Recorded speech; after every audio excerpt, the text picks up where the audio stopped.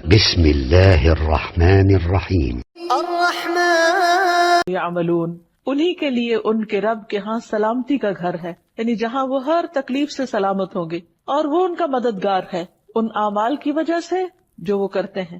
یعنی دنیا میں اگر انسان اپنے ایمان کو سلامت رکھے، اللہ سبحانہ وتعالیٰ کی حدود کی حفاظت کرے، تو کل انشاءاللہ اللہ تعالیٰ اسے سلامتی کا گھر عطا کریں گے۔ حقیقت یہ ہے کہ انسان دنیا میں مکمل امن و امان چاہتا ہے، وہ اپنی دنیا کو جنت بنانا چاہتا ہے، وہ آج کی زندگی کو یہ چاہتا ہے کہ ہر طرح کی تکلیف اور ہر مشکل سے خالی ہو جائے، لیکن اللہ سبحانہ وتعالیٰ نے یہ سلامتی اور یہ امن اور یہ سب نعمتیں کل کے لیے رکھی ہیں، یعنی جنت کی شکل میں۔ اس لیے انسان کو اس دنیا میں رہتے ہوئے اس کی تلاش جاری رکھنی چاہیے اور اس کے لیے محنت کرنی چاہیے۔ اسی طرح اس مصدر کا ایک اور معنی بھی ہے خالص تحفہ، یعنی سلامتی کا ایک معنی خالص تحفہ بھی ہے، یعنی ایسا تحفہ جو باطن کی برائی اور نیت کی خباثت سے پاک اور خالص ہو۔ قرآن مجید میں آتا ہے فَإِذَا دَخَلْتُمْ بُيُوتًا فَسَلِّمُوا عَلَىٰ أَنفُسِكُمْ تَحِيَّةً مِّنْ عِندِ اللَّهِ مُبَارَكَةً طَيِّبَةً، جب تم گھروں میں داخل ہوا کرو تو اپنے گھر والوں کو سلام کہا کرو۔ یہ سلام کیا ہے؟ یہ اللہ سبحانہ وتعالیٰ کی طرف سے مبارک اور پاکیزہ تحفہ ہے۔ تو اللہ سبحانہ وتعالیٰ نے ہمیں جو سلام کا حکم دیا ہے وہ سلامتی کی دعا بھی ہے اور ایک تحفہ بھی ہے۔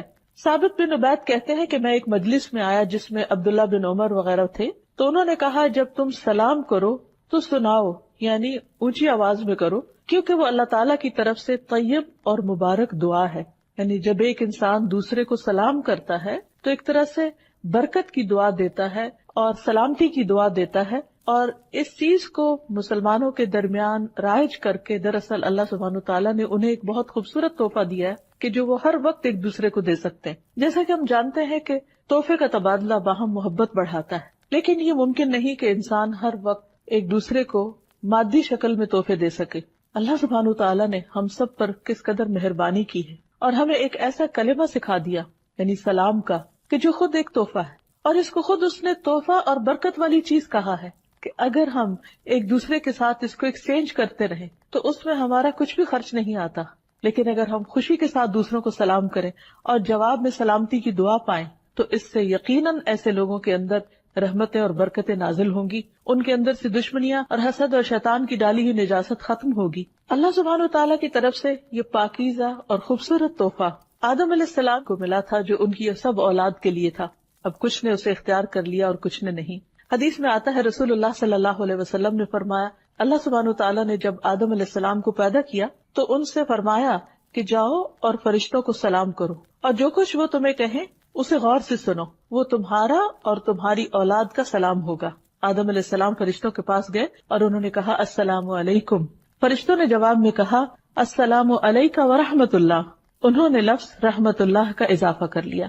تو بہرحال جب کوئی سلام کرے تو قرآن مجید میں حکم ہے اذا حییتم بتحیۃ فحیوا باحسن منها او ردوها، کہ جب کوئی تمہیں سلامتی کا تحفہ دے تو تم اس کو واپس لوٹاؤ، یعنی اگر کوئی تمہیں سلامتی کی دعا دے تو جواباً دعا دو اسی طرح یا اس سے بہتر، بِأَحْسَنَ مِنْهَا، اور اگر احسن نہیں یعنی ورحمت اللہ نہیں کہہ سکتے تو فَرُدُّوهَا، اتنا تو کہو جتنا دوسرے نے تمہیں کیا۔ اس لیے جو قوم، جو گھرانہ، جو افراد باہم سلام کو رواج دیتے ہیں، عام کرتے ہیں، ان کے درمیان باہم محبت ہوتی ہے، اللہ سبحانہ وتعالیٰ کی طرف سے سلامتی اترتی ہے۔ اللہ سبحانہ وتعالیٰ کا یہ نام حدیث میں بھی آیا ہے جس میں نبی صلی اللہ علیہ وسلم نے واضح طور پر بتایا کہ یہ اللہ تعالیٰ کا نام ہے۔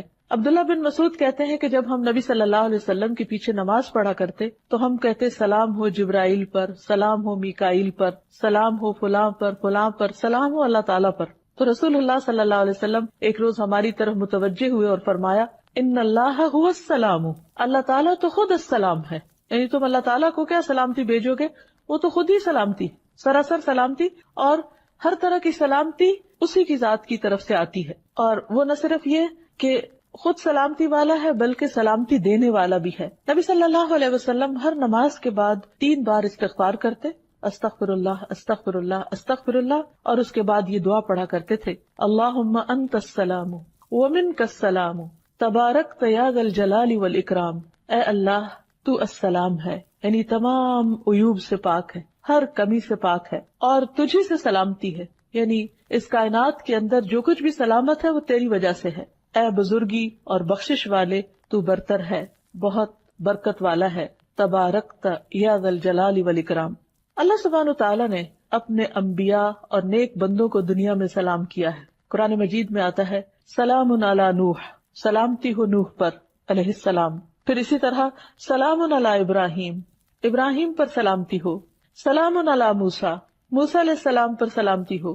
سلام علی الیاسین، الیاسین پر سلامتی ہو۔ اور سلام علی المرسلین، سارے رسولوں پر سلامتی ہو۔ قرآن مجید کی ایک اور آیت میں آتا ہے قل الحمد للہ وسلام علی عبادہ الذین اصطفیٰ اللہ خیر اما یشرکون۔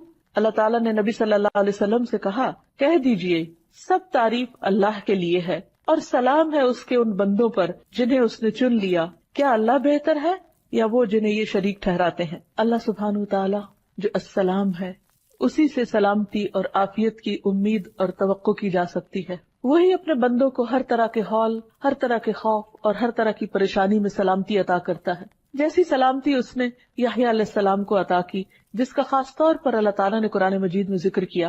کسی بھی انسان کی زندگی میں بہت سے مواقع پریشانی کے ہو سکتے ہیں، لیکن 3 مواقع خاص طور پر پریشانی کے ہیں، جن میں سے ایک وہ دن جب انسان دنیا میں آتا ہے، دوسرا وہ دن جب وہ دنیا سے جاتا ہے، اور تیسرے وہ دن جب وہ قبر سے اٹھایا جائے گا۔ دنیا میں آنے کا دن پریشانی کا دن اس لیے کہ انسان ایک بالکل تنگ و تاریک کوٹھڑی سے ایک وسیع اور اس دنیا میں آ جاتا ہے جو اس کے لیے بالکل اجنبی ہے، تو وہ آتے ہی گھبراہٹ کا شکار ہوتا ہے۔ دوسرے وہ دن جو موت کا دن ہوتا ہے، جب انسان اس دنیا سے رخصت ہو رہا ہوتا ہے، جدا ہو رہا ہوتا ہے، جب اس کی نگاہیں پھر جاتی ہیں، جب وہ اس دنیا سے اجنبی ہو جاتا ہے اور ایک نئی مخلوق سے ملاقات کرتا ہے، یا تو رحمت کے فرشتے یا عذاب کے فرشتے۔ جو نیک روح ہوتی ہے اس کے پاس جو فرشتے آتے ہیں وہ آ کر اس کو سلام کرتے ہیں، سلام علیکم طبتم، سلامتی ہو تم پر، تم بہت اچھے رہے۔ اللہ سبحانہ وتعالیٰ کی طرف سے بھی سلامتی لاتے۔ اور تیسرے وہ دن جس دن انسان اپنی قبر سے اٹھایا جائے گا اور وہ حشر کا دن ہوگا، وہ بھی سخت مصیبت کا بہت طویل دن، بہت گھبراہٹ کا دن ہوگا، لیکن اللہ سبحانہ وتعالیٰ کو السلام ماننے والے اس دن بھی سلامتی اور امن میں رہیں گے، اور اللہ سبحانہ وتعالیٰ ان کو اپنی خاص سلامتی سے نوازے گا اور ان سے ہر طرح کا خوف اور غم اور گھبراہٹ اور پریشانی دور کر دے گا۔ تو اللہ سبحانہ وتعالیٰ نے جیسے یحییٰ علیہ السلام کے لیے ان مواقع کی سلامتی کا ذکر کیا، ہم دعا کرتے ہیں کہ اللہ تعالیٰ ہم سب کو بھی اپنی خاص حفاظت اور عافیت میں رکھے اور سلامتی سے نوازے۔ پھر اسی طرح ہم دیکھتے ہیں کہ اللہ سبحانہ وتعالیٰ اپنے بندوں کو جنت میں بھی سلام بھیجے گا۔ ارشاد فرمایا سلام قولا من رب الرحیم، سلام ہو اس رب کی طرف سے جو بہت مہربان رب ہے، جو بہت رحم فرمانے والا ہے۔ یہاں پر اللہ سبحانہ وتعالیٰ کی صفت الرحیم کا بھی ذکر کیا گیا، کیونکہ جنت میں صرف کوئی بھی اللہ کی رحمت ہی کی وجہ سے جا سکتا ہے، اور خود جنت کے ناموں میں سے ایک نام رحمت بھی ہے کہ انتی رحمتی، تو میری رحمت ہے، تمہارے ذریعے میں جس پہ چاہوں گا رحم فرماؤں گا۔ تو جو لوگ جنت میں جا چکیں گے تو اللہ تعالیٰ ان کو سلام بھیجیں گے، اولئک یجزون الغرفۃ بما صبروا ویلقون فیہا تحیۃ وسلاما، ان کو جنت کا سب سے اونچا بالا خانہ انعام میں ملے گا، یعنی جو صبر کرنے والے ہیں، اس لیے کہ انہوں نے صبر کیا، اور اس میں ان کا استقبال زندگی کی دعا اور سلام کے ساتھ کیا جائے گا۔ اسی طرح نیک لوگ جب جنت میں پہنچ جائیں گے تو ان کے چاروں طرف سے فرشتے حاضر ہو کر ان کو سلام کریں گے اور انہیں اس بات کی مبارک دیں گے کہ وہ کامیابی کی منزل کو پہنچ گئے۔ جنت کو بھی اللہ سبحانہ وتعالیٰ دار السلام کے نام سے پکارتے ہیں۔ قرآن مجید میں آتا ہے لہم دار السلام عند ربہم وہو ولیہم بما کانوا یعملون، انہی کے لیے ان کے رب کے ہاں سلامتی کا گھر ہے اور وہ ان کا مددگار ہے ان اعمال کی وجہ سے جو وہ کرتے تھے۔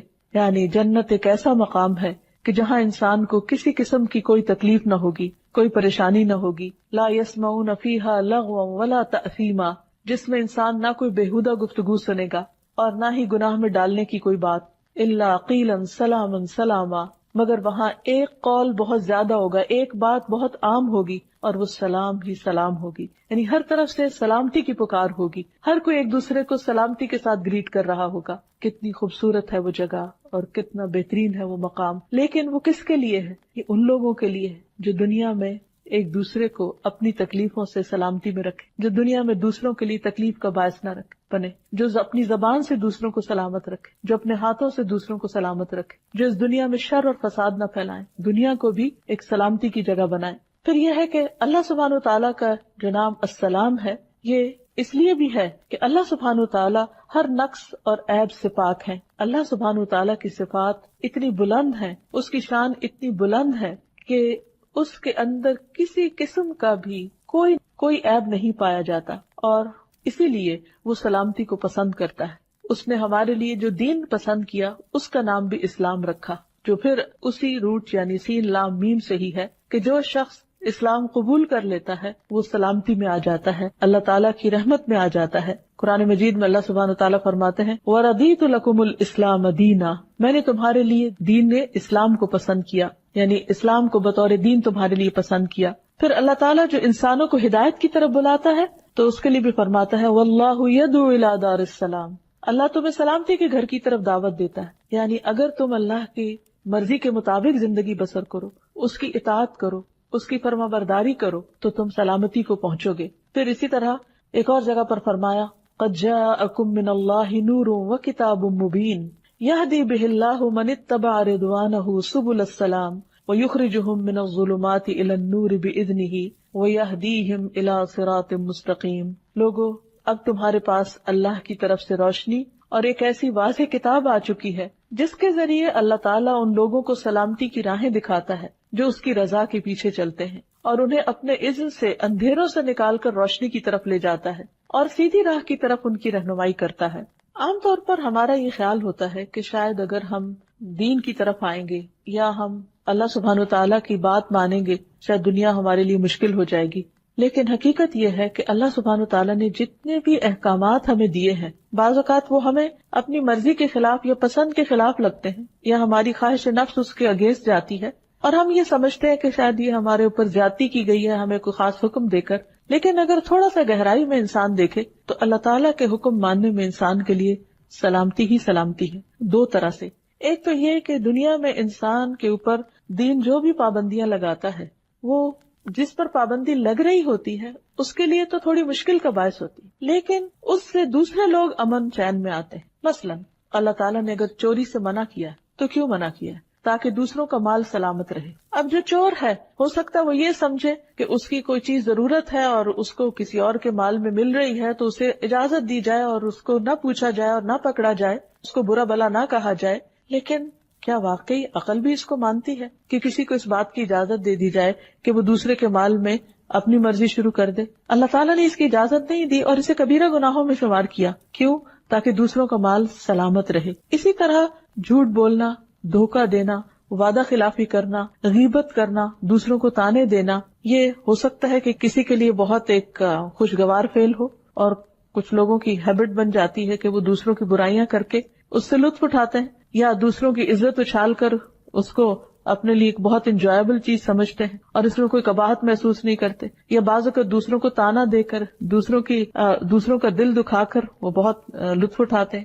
اور بظاہر دیکھنے میں کوئی کہہ سکتا ہے کہ اچھا چلو کوئی بات نہیں، ایسی بھی کون سی بڑی بات ہے اگر کسی نے کسی کو کچھ کہہ دیا، اس سے کسی کا کیا بگڑ جاتا ہے۔ لیکن بعض اوقات بظاہر دیکھنے میں جو کچھ جوکس بھی ایسے ہوتے ہیں کہ جو بظاہر دیکھنے میں بہت ہارمفل نظر نہیں بھی آتے، لیکن حقیقت یہ ہے کہ بہت ساری چیزیں اگر ان پر روک ٹوک نہ لگائی جائے، ان کو ایک حد کے اندر نہ کیا جائے تو وہ تعلقات کی خرابی کا باعث بنتے ہیں۔ اسی لیے قرآن مجید میں فرمایا گیا وَيْلٌ لِكُلِّ هُمَزَةٍ لُمَزَةٍ، ہلاکت ہے ہر اس شخص کے لیے جو عیب لگائے اور تانے دے۔ کوئی بھی شخص کسی کی عزت جب اچھالتا ہے تو یہ کوئی معمولی چیز نہیں ہے۔ اللہ سبحانہ وتعالیٰ کی نظر میں ایسا شخص سلامتی کی حدود سے باہر نکل رہا ہے، کیونکہ اس سے دوسرے کی عزت سلامت نہیں ہے۔ اسی طرح اگر کوئی قاتل یہ چاہے کہ اسے دوسروں کی جان کے ساتھ کھیلنے دیا جائے اور اس کی اس پر پکڑ نہ ہو تو یہ کسی بھی طور پر جائز نہیں، کیونکہ اگر اس کو اجازت دی جاتی ہے تو دوسرے کی جان سلامت نہیں۔ تو اللہ تعالیٰ نے جو شریعت ہمارے پاس بھیجی ہے اس کے کچھ مقاصد ہیں کہ انسان کا دین سلامت رہے، یعنی جو بھی حدود اور پابندیاں لگائی گئی اس میں کہیں دین کی سلامتی ہے، کہیں عزت کی سلامتی ہے، کہیں حسب نسب کی سلامتی ہے۔ مثلا زنا کی اجازت کیوں نہیں دی گئی؟ تاکہ لوگوں کا حسب نسب سلامت رہے۔ اسی طرح شراب کی اجازت کیوں نہیں دی گئی؟ تاکہ انسان کی عقل سلامت رہے۔ تو یہ تمام چیزیں جو بظاہر دیکھ کر یوں محسوس ہوتا ہے کہ ہمارے دین میں بہت مشکل احکامات ہیں، لیکن حقیقت میں یہ انسانوں کی بھلائی اور انسانوں کی سلامتی کے لیے ہی السلام نے بھیجے ہیں۔ تو اب یہ ہے کہ ہمیں اللہ سبحانہ وتعالیٰ کے اس نام پر غور و فکر کرنا چاہیے، اور اللہ سبحانہ وتعالیٰ کی ذات سے سلامتی اور عافیت کی امید رکھنی چاہیے، اور اس کی دعا بھی کرنی چاہیے۔ اور اللہ سبحانہ وتعالیٰ کے ساتھ جو ہمارا تعلق ہے، اس کے اندر محبت بھی اسی وقت پیدا ہو سکتی ہے جب ہم اس کی طرف سے ہمیں کوئی نقصان نہیں پہنچنے والا، وہ ہمیں ناروا عذاب دینے والا نہیں، وہ ہمیشہ عدل و انصاف کرنے والا ہے، اس کا ہر فیصلہ علم اور حکمت پر مبنی ہوتا ہے، اور جب وہ سراسر خود سلامتی ہے اور پرفیکٹ ہے اور ہر نقص اور عیب سے پاک ہے، تو اسے اپنے بندوں کے اندر بھی ایسی صفات دیکھنی ہے کہ جو انہیں عیوب سے پاک کریں۔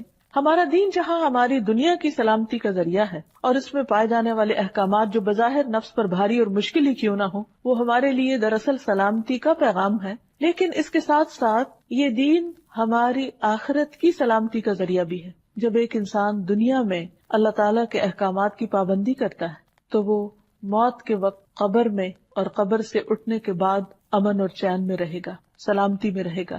اور اس دن جب ہر طرف ایک بہت بڑی آفت چھائی ہوئی ہوگی، انبیاء علیہ السلام سلامتی کی دعائیں کر رہے ہوں گے۔ رسول اللہ صلی اللہ علیہ وسلم نے فرمایا، جہنم کی پشت پر پل بنا کر ایک راستہ بنایا جائے گا جس کو عام طور پر پل صراط کہا جاتا ہے۔ تمام پیغمبر اپنی امتوں کے ساتھ اس پل سے گزریں گے۔ میں پہلا رسول ہوں گا جس کو اپنی امت کے ساتھ اس پل پر سے گزرنے کی اجازت دی جائے گی۔ قرآن مجید میں بھی آتا ہے، وَإِن مِّنكُمْ إِلَّا وَارِدُهَا، تم میں سے کوئی بھی ایسا نہیں جو اس کے اوپر سے نہ گزرے، سب کو وہیں سے گزرنا ہے، جنت تک پہنچنے کے لیے بھی اس پل کا سفر کرنا ہے۔ تو فرمایا کہ میں سب سے پہلے اپنی امت کے ساتھ گزروں گا۔ اس روز انبیاء کے علاوہ کوئی بھی اور بات نہ کر سکے گا، اور انبیاء بھی صرف یہ کہیں گے، اللہم سلم سلم، اے اللہ سلامتی دے، اے اللہ سلامتی دے۔ یعنی وہ بھی ایک بہت گھبرا دینے والا، پریشان کن مرحلہ ہوگا کہ جب وہ، جیسے کہا جاتا ہے کہ بال سے بھی باریک اور تلوار سے بھی تیز وہ پل ہے کہ جس کے اوپر سے سب کو گزرنا ہوگا۔ تو ایک اور روایت میں بھی آتا ہے صحیح مسلم کی کہ تمہارے نبی صلی اللہ علیہ وسلم پل صراط پر کھڑے ہو کر کہہ رہے ہوں گے، رب سلم سلم، اے رب سلامت رکھ، اے رب سلامت رکھ۔ یعنی انسان اس گرنے سے، کیونکہ وہ جہنم کے اوپر لگا ہوا ہوگا، تو کوئی ذرا بھی اگر لغزش کھایا یا جس کے پاؤں اکھڑ گئے، وہ پھر سلامت نہیں رہ سکتا۔ تو نبی صلی اللہ علیہ وسلم کا یہ دنیا میں تو ہم پر خیر بہت سارے احسانات ہیں ہی، قیامت کے دن بھی اپنی امت کے لیے ان کے بہت سے احسانات ہیں، جن میں سے ایک یہ کہ وہ پل صراط کے پاس کھڑے ہو کر جب ان کی امت گزر رہی ہوگی تو سراسر سلامتی کی دعائیں مانگ رہے ہوں گے۔ نبی صلی اللہ علیہ وسلم نے فرمایا، پھر ایک وقت آئے گا کہ بندوں کے اعمال انہیں چلنے نہیں دیں گے، حتیٰ کہ ایک شخص آئے گا جو چلنے کی طاقت نہیں رکھتا ہوگا اور اپنے آپ کو پل صراط سے گھسیٹتے ہوئے گزارے گا۔ اس کی اور بھی تفصیلات ہمیں احادیث میں ملتی ہیں کہ کچھ لوگ بجلی کی تیزی سے گزر جائیں گے، ہر کوئی اپنے اپنے اعمال کے مطابق گزرے گا، کچھ لوگ پانی کی رفتار سے، کچھ ہوا کی رفتار سے، کچھ اونٹوں کی رفتار سے، کچھ پیدل چلنے والوں کی رفتار سے۔ اور یہاں جو بتایا گیا کہ ایک شخص اپنے اعمال کی وجہ سے اتنا، یعنی اپنے برے اعمال کی وجہ سے اتنا بوجھل ہوگا کہ چل بھی نہیں سکے گا اور گھسٹ گھسٹ کے وہ پل پار کر رہا ہوگا۔ تو اس لیے اللہ تعالیٰ سے دعا کرنی چاہیے کہ اللہ تعالیٰ ہمیں اس دن کے ہول، اس دن کی گھبراہٹوں اور اس دن کی پریشانیوں سے محفوظ رکھے۔ لیکن اس کے لیے دنیا میں اللہ سبحانہ وتعالیٰ کے احکامات کی پابندی ضروری ہے، دین اسلام کے اندر پورے کا پورا داخل ہونا ضروری ہے، تاکہ ہم یہاں اور وہاں دونوں جگہ سلامتی پا سکیں۔ نبی صلی اللہ علیہ وسلم ہر نماز کے بعد تو سلامتی کی دعا کرتے ہی تھے، ہر مہینے کے آغاز میں بھی سلامتی کی دعا کرتے۔ جب چاند دیکھتے تو فرماتے، اللہم اہلہ علینا بالیمن والایمان والسلامۃ والاسلام ربی وربک اللہ۔ اے اللہ ہم پر اس چاند کو خیر، ایمان، سلامتی اور اسلام کے ساتھ طلوع فرما۔ اے چاند میرا اور تیرا رب اللہ ہے۔ یعنی جب انسان نئے چاند کو دیکھے تو سلامتی مانگے، جیسے کوئی نیا دن شروع ہوتا ہے، نیا مہینہ شروع ہوتا ہے۔ پھر اسی طرح ہم نماز کی حالت میں بھی سلامتی کی دعا کر رہے ہوتے ہیں، جس میں التحیات للہ والصلوات والطیبات السلام علیک ایھا النبی، یعنی ہم جیسے قرآن مجید میں ہمیں حکم دیا گیا کہ ہم نبی صلی اللہ علیہ وسلم پر سلام بھیجیں اور درود بھیجیں، تو ہم ہر نماز کے اندر ہی یہ دعا کرتے ہیں، التحیات للہ والصلوات والطیبات السلام علیک ایھا النبی ورحمۃ اللہ وبرکاتہ السلام علینا وعلی عباد اللہ الصالحین، کہ تمام قولی، فعلی اور بدنی عبادتیں اللہ کے لیے ہیں۔ اے نبی صلی اللہ علیہ وسلم، آپ پر اللہ کی سلامتی ہو اور اللہ کی رحمت ہو. حالانکہ آپ سب سے زیادہ نیک تھے، لیکن ہمارا فرض بنتا ہے کہ اللہ کے حکم کے مطابق سلامتی کی دعا خاص طور پر پڑھیں، اور اتحیات پڑھے بغیر نماز بھی نہیں ہوتی تو شعوری طور پر بھی پڑھا کریں. اور پھر اللہ کی رحمت ہو اور اس کی برکت ہو ہم پر اور اللہ کے نیک بندوں پر سلامتی نازل ہو. یعنی جتنے بھی اللہ کے نیک بندے گزرے ہیں پچھلے دور میں یا اب ہیں یا آنے والے ہیں، ہر ایک کے لیے سلامتی کی دعا ہے. عام طور پر جیسے ہم اپنے سوشل لائف میں ایک دوسرے کو سلام کرتے ہیں تو وہ انہی کو کرتے ہیں جو ہمارے سامنے ہوتے ہیں، لیکن اس دعا کے اندر وہ سب شامل ہیں جو پیچھے گزر چکے یا جو آج موجود ہیں اور ہم ان کو جانتے بھی نہیں، کہ اللہ جتنے بھی تیرے نیک بندے ہیں تو ان سب کو سلامت رکھ. حتیٰ کہ جب ایک مسلمان فوت ہو جاتا ہے اور وہ دفن کر دیا جاتا ہے تو دوسرے مسلمان پہ لازم ہے کہ اگر وہ قبرستان کے پاس سے گزرے تو بھی ان کے لیے سلامتی کی دعا کرے. السلام علیکم اہل الدیار من المؤمنین والمسلمین وإنا انشاء اللہ للاحقون اسأل اللہ لنا ولکم العافیہ. تم پر سلامتی ہو اے مومنوں اور مسلمانوں کے گھر والوں، اور ہم تم سے انشاءاللہ ملنے والے ہیں. ہم اللہ سے اپنے اور تمہارے لیے عافیت مانگتے ہیں، سلامتی مانگتے ہیں. تو گویا اس نام کا تقاضا یہ ہے کہ ہم اپنی پوری زندگی اس کے مطابق گزاریں، اپنی ذات سے دوسروں کو تکلیف نہ دیں، دوسروں کو سلامتی دیں اور سلامتی کے پیغام کو عام کریں. اللہ سبحانہ وتعالیٰ کے اس نام پر ایمان لانے کا اثر یہ ہے کہ ایک مسلمان اپنی ذات سے کسی کو تکلیف نہیں دیتا اور اپنے ہاتھ اور زبان کو روک لیتا ہے اپنے گھر والوں کو تکلیف دینے سے، اپنے پڑوسیوں کو، اپنے رشتہ داروں کو اور تمام انسانوں کو. اور یہی ایک مسلمان کی پہچان ہے کہ المسلم من سلم المسلمون من لسانہ ویدہ. مسلمان کون ہے؟ مسلمان وہ ہے کہ جس کی زبان اور جس کے ہاتھ سے دوسرے مسلمان محفوظ رہیں، ان کی عزتیں محفوظ رہیں، ان کے دلوں کو تکلیف نہ پہنچے. یعنی انسان ایسی کوئی بات نہ کرے کہ جس سے دوسرے ہرٹ ہوں. پھر اسی میں یہ بات آ جاتی ہے کہ انسان صرف زبانی کلامی باتیں ہی نہ کرے بلکہ اس کے ایکشنز ایسے ہوں کہ جس سے دوسرے لوگ محفوظ ہوں. مثلاً کسی کو امان دی ہے تو اسے دھوکہ نہ دے. رسول اللہ صلی اللہ علیہ وسلم نے فرمایا جو شخص کسی کو پہلے اس کی جان کی امان دے پھر اسے قتل کر دے تو قیامت کے دن اسے دھوکے کا جھنڈا دیا جائے گا. یعنی سب دنیا کے سامنے اس کو رسوا کیا جائے گا کہ یہ شخص دوسروں کو دھوکہ دینے والا تھا. نبی صلی اللہ علیہ وسلم نے یہ بھی فرمایا اللہ کی قسم وہ ایمان والا نہیں، اللہ کی قسم وہ ایمان والا نہیں، اللہ کی قسم وہ ایمان والا نہیں. عرض کیا گیا یا رسول اللہ صلی اللہ علیہ وسلم کون ایمان والا نہیں؟ فرمایا وہ شخص جس کے شر سے اس کے پڑوسی محفوظ نہ ہو، اس کے کولیگز، اس کے ساتھی، اس کے آس پاس والے اس کے شر سے نہ بچے ہوئے ہوں.